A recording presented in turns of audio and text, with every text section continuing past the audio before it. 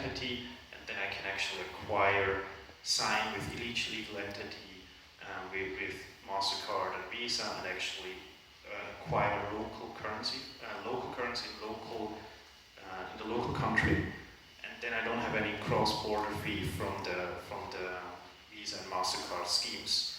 But that will increase my cost for legal and make it more complicated for accounting. So it's always a balance between how much localized you want to go and how fast you just want to expand, right?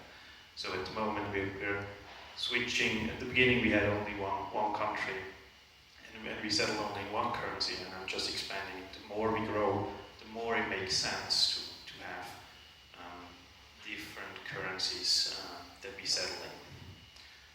I think it's a matter of stage where you are. At the beginning, you just want to accept payments in whichever currency you can accept it, and you want to settle in only one currency because it's much easier for everything. But over time, those costs get too expensive, and it makes sense to get local entities, local banks, etc.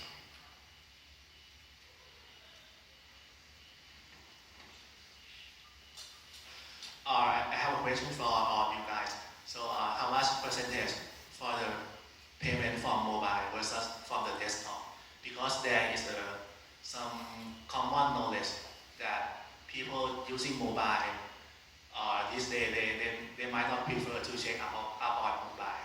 So I just want to ask for your perspective and the figure of your company. To be honest, I have absolutely no idea. I didn't check for a while, so I have strictly no idea. Sorry. I mentioned at the beginning that a quarter of all our PayPal transactions globally are mobile, and in this part of the world, I've seen 35% in some cases for some merchants going on mobile. But it all depends on the merchant.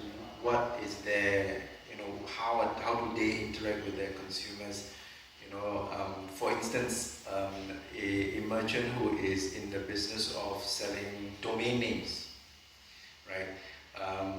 That's not a business that really lends itself to a mobile experience, because I think when you do a domain name sign up, there's like 20 different fields that you need to fill in, and the people that end up buying those domain names on a regular basis probably do it from their desktop. It's not something you buy on the fly. However, if we look at a customer who's in, for instance, I would say it's like something like Lazada, for instance, right?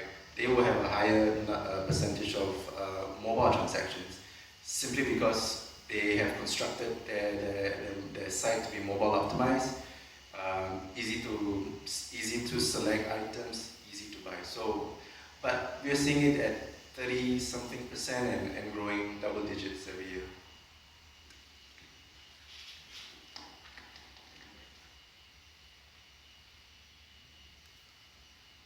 Yeah.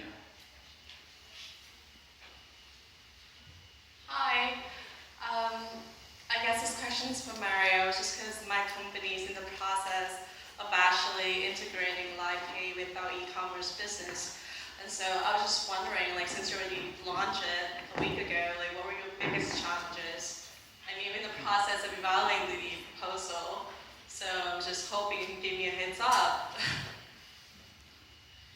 Well, I wasn't developing it, but they told me it was very quick, actually.